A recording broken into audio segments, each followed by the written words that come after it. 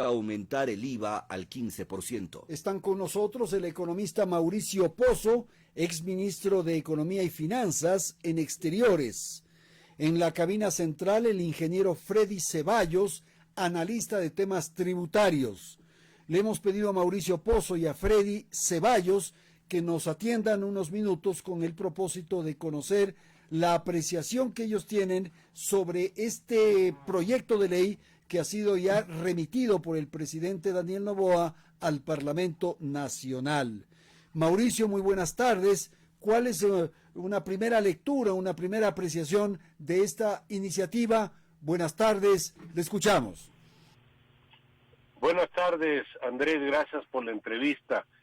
Tal vez empezar indicando que cualquier decisión de política económica tiene que ser una decisión integral. No puede ser una decisión particular o individual sin hacer una lectura de cuál es el entorno. El Ecuador tiene este año, el año 24, una estimación de crecimiento similar al del año pasado. Esto significa que vamos a crecer cerca del 1%. Este es un crecimiento absolutamente insuficiente. No es un crecimiento que va a permitir, por ejemplo, mejorar el empleo. Y en esas circunstancias, a pesar de las necesidades de recursos, imponer un ajuste a un impuesto, en este caso el IVA, no necesariamente va a producir los efectos que espera el gobierno. En segundo lugar, cuando se solicita a la ciudadanía que se pronuncie sobre un tema de esta naturaleza, se esperaría que el gobierno haga su trabajo también, es decir, que no se pase la cuenta sola al un lado del balance, sino al otro lado. El gobierno sigue manteniendo, y el Estado en general, un tamaño absolutamente sobredimensionado. El gasto ha crecido a un ritmo que no es compatible con la sostenibilidad de las finanzas públicas y sigue manteniendo problemas, yo diría hasta estructurales, como es subsidiar el precio de los derivados, cuando al mismo tiempo, hace pocos meses, se pronunció la ciudadanía para que no haya un deterioro ambiental y votó porque no produzca petróleo el bloque 43. ¿Cómo es que por un lado se protege el medio ambiente y por otro lado subsidiamos el precio de un fósil? Entonces me parece que hay otras acciones que deberían complementar para poder colegir si un ajuste del IVA tiene realmente una razón de ser en las actuales circunstancias. Me parece que es un error tomar una decisión aislada sin considerar el tema que acabo de citar, el tema del subsidio a los derivados, el tema del gasto, el tema de una renegociación de mercado y amigable de la deuda, que también es importante, el tema de un acuerdo internacional con los multilaterales que le dé financiamiento, es decir, le dé liquidez al Estado. Y sobre esa base, que es más grande, que es ver el bosque y unos pocos árboles, de ahí poder colegir la conveniencia de un ajuste del IVA como lo acaba de promover el propio gobierno. Sí me extraña, con esto termino, que con el resultado de la ley esta de energética, que tuvo apoyo mayoritario en la Asamblea, ahora se proponga lo del IVA, cuando los actores que están trabajando con el gobierno, sobre todo el Partido Social Cristiano, ha sido un movimiento político, un partido que ha estado por mucho tiempo contrario a este tipo de ajustes impositivos. Pero veamos cómo se desarrollan las cosas, pero hasta el momento yo le podría dar esa lectura sobre la posición del gobierno en esta materia. Muchísimas gracias a Mauricio Pozo por la primera intervención esta tarde en torno al tema incremento del IVA. Ahora escuchemos al ingeniero Freddy Ceballos. Freddy, esta observación de Mauricio es absolutamente válida. Pensar el conjunto, pensar en un tema de más estructural y no dar golpes de ciego. La angustia, la ansiedad que supongo hay en el Ministerio de Finanzas y en el gobierno central es que, como dijo Milei, no hay plata. No tuvieron para pagar salarios el mes de diciembre, tuvieron que hacer una serie de malabares, no tienen dinero. Y claro, una ofensiva como la que llevan adelante Fuerzas Armadas y Policía cuesta mucha plata. Entonces uno dice, ante esta situación, ante este escenario, la forma más rápida y con mayor eficiencia para recoger dinero es el IVA. Su apreciación, Freddy. Buenas tardes. Gracias, Andrés. Buenas tardes. Sí, efectivamente, lo que comenta Mauricio es lo ortodoxo, lo técnico. Inclusive me atrevo a utilizar el término de lo responsable, ya que hacer implementar toda la estructura coyuntural que hace referencia a Mauricio Pozo y con su experiencia de ministro bien administrado en el gobierno del presidente Lucio Gutiérrez es lo responsable. Pero también me voy a la perspectiva actual, a la realidad. ¿Qué es lo que haríamos desde el punto de vista del gobierno o desde el ministro de Finanzas actual? Toca endeudarse, toca vender las joyas de la corona. Escuchaba hace no mucho la venta del oro, que todo el mundo puede hasta cierto punto hasta horrorizarse, pero necesitamos dinero porque hay que pagar la luz, hay que pagar la colegiatura de los hijos, hay que pagar el supermercado, hay que seguir y continuar viviendo en el día a día. El tema del IVA no lo aplaudo. Inclusive va hasta en contra de lo que el mismo presidente dijo en campaña de no subir impuestos, pero mi pregunta es, ¿qué más toca? Es cerca de 1.300 millones según lo que el presidente ha definido en un cálculo general. Yo no creo que sea tanto. Yo creo que llegará a los 1.000 millones considerando que esto entrará en vigencia inmediata porque es un impuesto mensual en el mes de marzo. Probablemente llegue a los 1.000 millones. Pero esto, sumado a la focalización de los combustibles, podría ser alguna de las alternativas que no ayuden a disminuir el déficit fiscal, pero ayuden en la caja. Claro, Freddy, pero en el caso de la focalización o de la eliminación de los subsidios de los combustibles, eso no le significa plata al gobierno, pues. Eso lo que significa es que deja de utilizar. Dejar de pagar. Exacto. Lo que quieren es ahorita para pagar los sueldos, para pagar la gasolina de los patrulleros, de los tanques, de los militares que están recorriendo el país. Pero Andrés, el dejar de pagar sí significa desde el punto de vista de la caja, por eso le decía, en cuanto ayuda a disminuir ese déficit, probablemente no. Lo mismo que hablaba Mauricio hace un momento en el tema de renegociar la deuda, de hablar con organismos, inclusive deuda externa y deuda interna de 5, ponerla probablemente en 20 años, no ayuda a disminuir el déficit, pero sí ayuda a la caja. El tema de cobrar el anticipo de impuesto a la renta a los 499 contribuyentes grandes del Ecuador no ayuda a disminuir el déficit. Lo que está haciendo es trayendo ingresos que deberían ingresar, valga la redundancia, en el primer trimestre del año 2025, recibirlos ahora en forma mensual. ¿Dónde está la disminución ahí del déficit? No existe. Pero lo que sí existe es que la caja se va a ver mejor alimentada. No. La situación, como bien lo ha dicho el gobierno, es una situación de emergencia económica. El padre se quedó sin empleo, el padre disminuyó los ingresos. Entonces, ¿qué es lo que tiene que hacer? Vender, hipotecar, irse... No, el padre se quedó con deudas, además, con las tarjetas de crédito a full y tal. Entonces, ¿qué es lo que tiene que hacer? Identificar ingresos, vender el auto, procurar hacer líquidos. Bueno, pero ahí activos. sí es el reclamo que hace Mauricio, que me parece absolutamente válido, que si pide un sacrificio a los ecuatorianos que tendremos que pagar este IVA, también el Estado, lo público, debe hacer un esfuerzo, reducir el tamaño, buscar alguna forma para seguir achicando, porque si no, lo único que estamos haciendo es consiguiendo dinero para seguirles tapando las necesidades. Tomar una decisión de incrementar el IVA o focalizar los subsidios, no eliminarlos, sino focalizarlos, es una medida que se puede implementar en 1 o en 2 meses. Andrés, reducir el tamaño del Estado. En gobiernos anteriores, cuánto ha tomado y no se ha concretado. Y eso no es cuestión de mañana mandar a su casa a 1.000, a 2.000, a 10.000 empleados públicos. Eso no toma 1 mes ni 2 meses. No podemos dejar de tener en perspectiva que es un gobierno de transición y no podemos pretender que un gobierno de 15 meses tape un hueco de más de 20 años. Pues. Ok.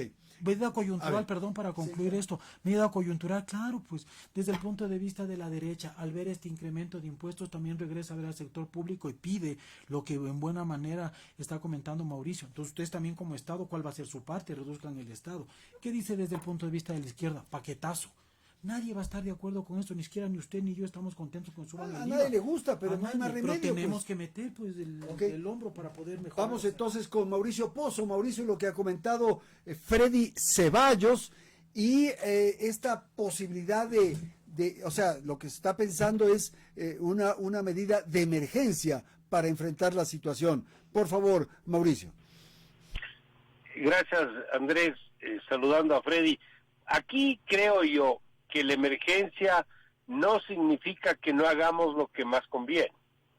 Fíjese algo, el tema de los subsidios, todos los países subsidian, los ricos, los pobres, los de la izquierda, los de la derecha, todos subsidian de una u otra forma. Pero el subsidio es un apoyo del Estado a los sectores que necesitan el apoyo del Estado, no a los que no lo requieren.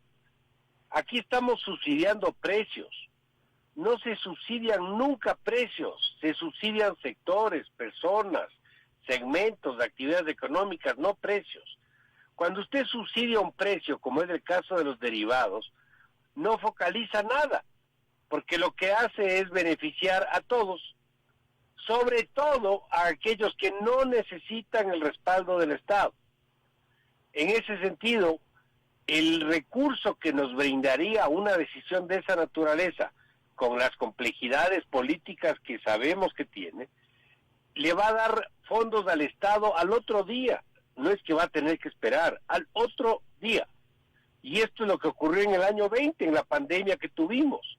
Ahí se ajustaba a 5% mensual, después 3%, después el presidente Lazo en el siguiente gobierno suspendió eso, inclusive antes del problema de junio de ese año con los indígenas. Hasta ahora no entiendo por qué lo hizo, suspendió la reforma, y el objetivo era llegar a precios internacionales y que estos fluctúen de acuerdo al mercado externo, que no depende del Ecuador, porque subsidiar un precio cuyo precio está fijado por la parte internacional no tiene ningún sentido.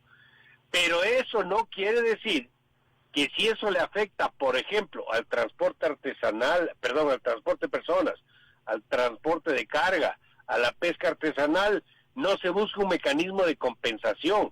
Eso probablemente hay que hacerlo.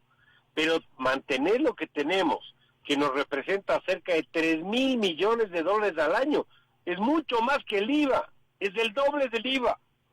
En términos técnicos, se dice que el IVA, en términos de aporte por cada punto, es la mitad de la tasa.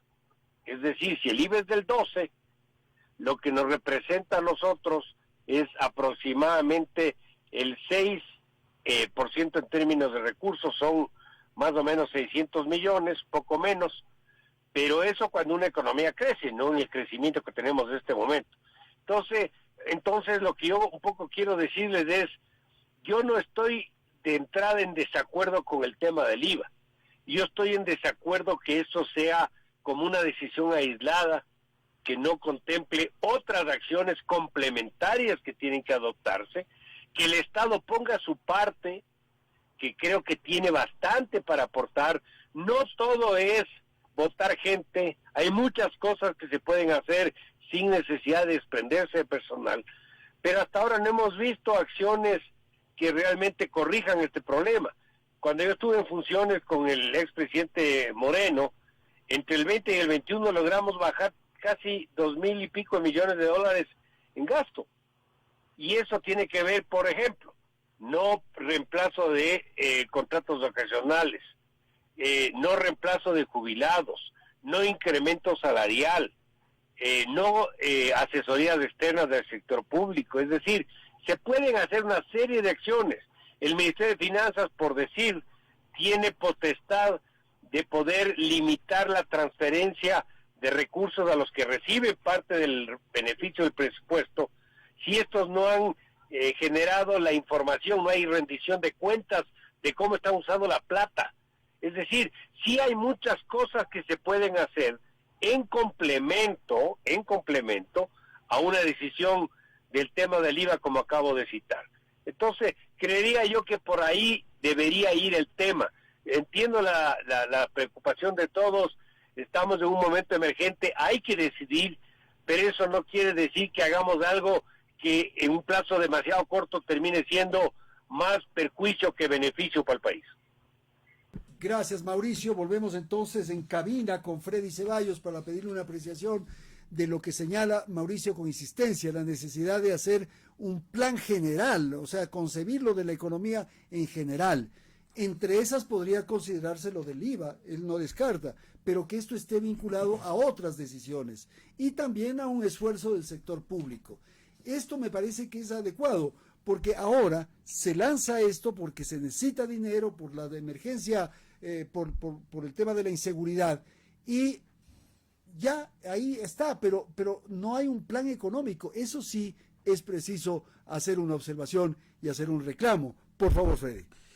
Sí, coincido en el hecho de que decisiones aisladas no nos van a llevar bajo un plan bien estructurado, económico e incluso político, no nos van a llevar a ver la luz en el corto ni en el mediano plazo.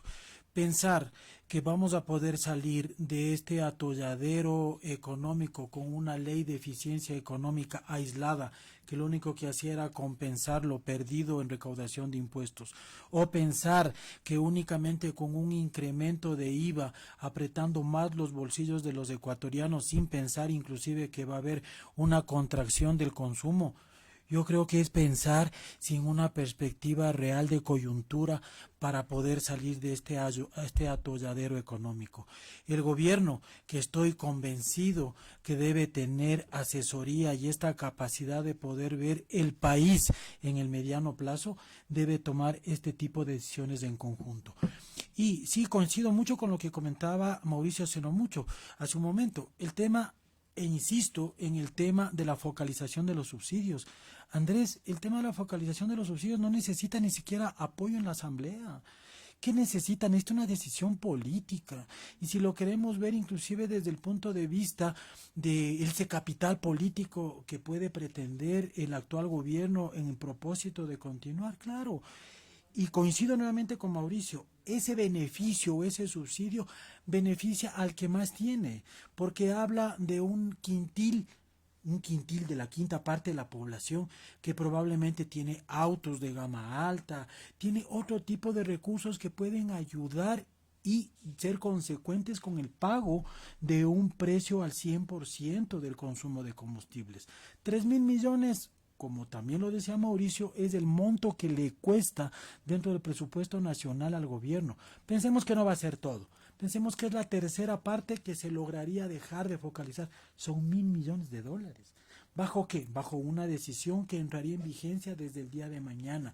Y una decisión política válida de paso, porque la gente va a decir, si queremos hablar de los menos protegidos desde el punto de vista social y económico, van a decir, bueno, se está cobrando en el concepto general del impuesto a los que más tienen. Sí, pero políticamente es muy difícil.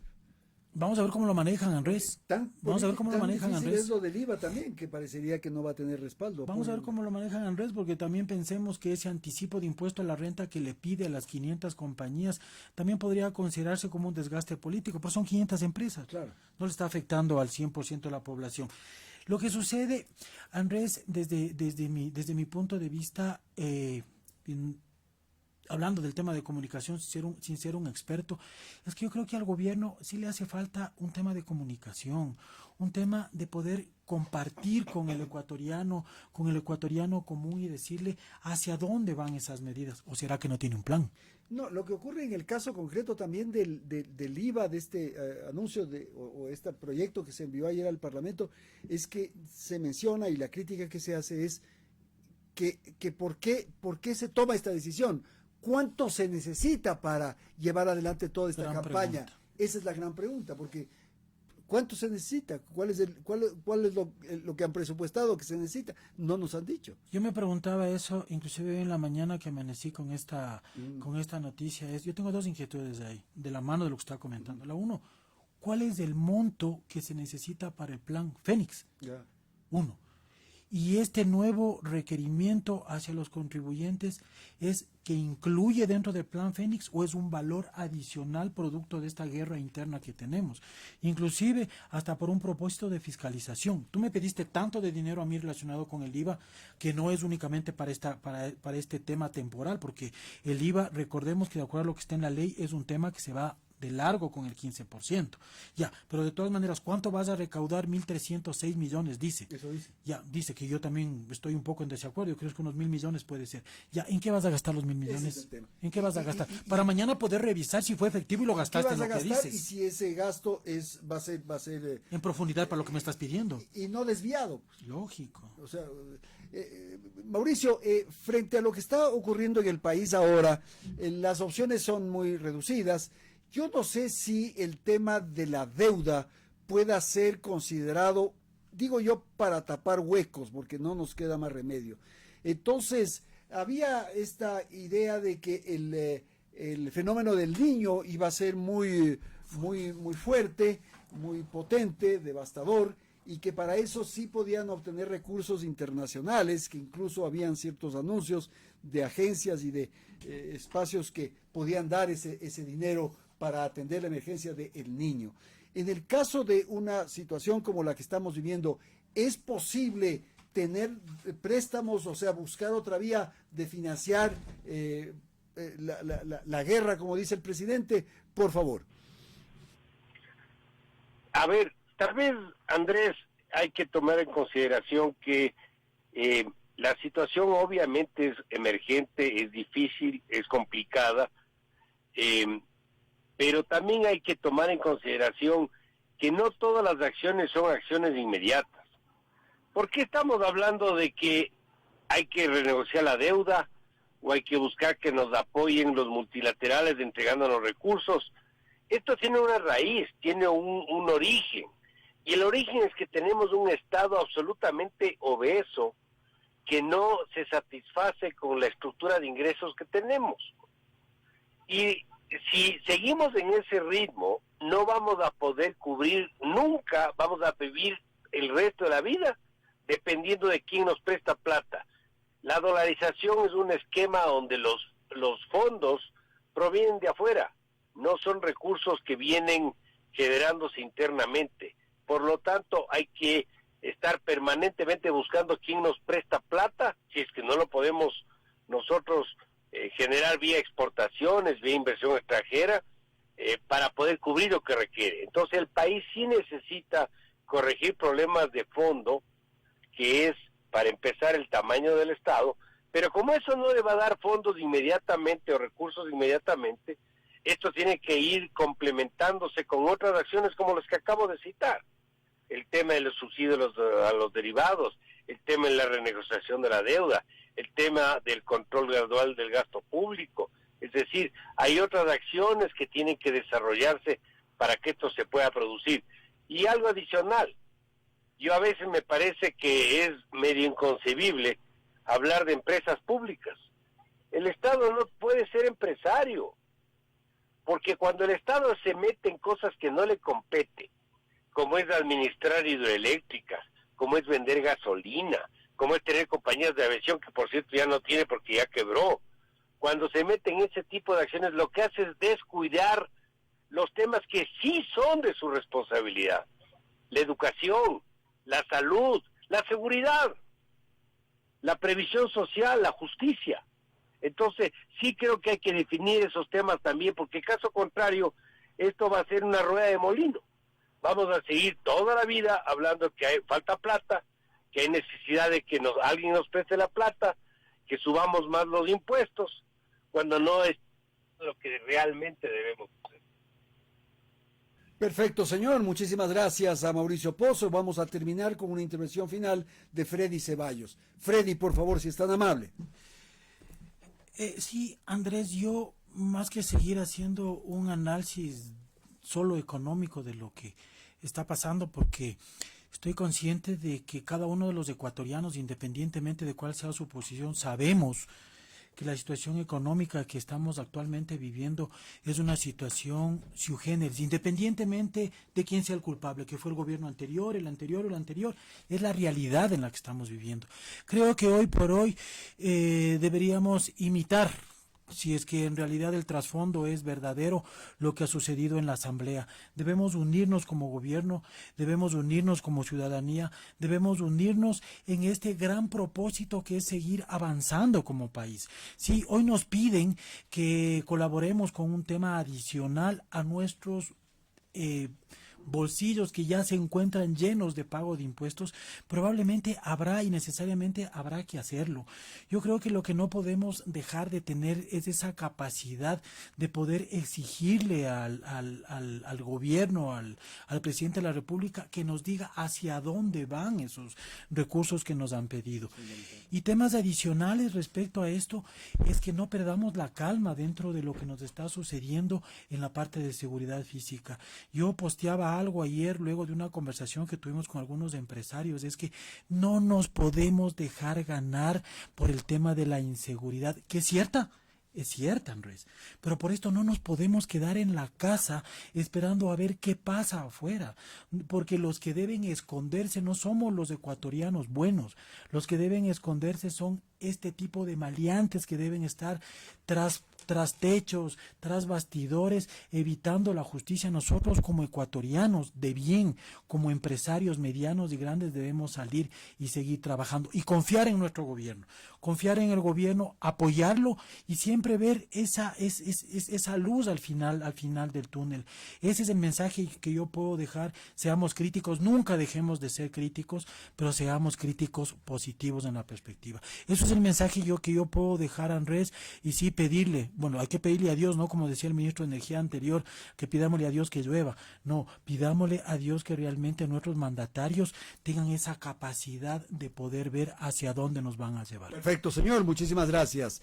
El ingeniero Freddy Ceballos, analista de temas tributarios, y el economista Mauricio Pozo, exministro de Economía y Finanzas, han estado en este segmento del programa para analizar y dar sus opiniones sobre el anuncio de una ley que permita el incremento del IVA en el país. Este es un proyecto que fue entregado ayer pasadas las 23 horas a la Asamblea Nacional. Habrá que ver cómo se resuelve y cómo se define las fuerzas políticas en el tema antes mencionado. Gracias por estar aquí en la señal de Radio Quito y Platino. Son las 18:42.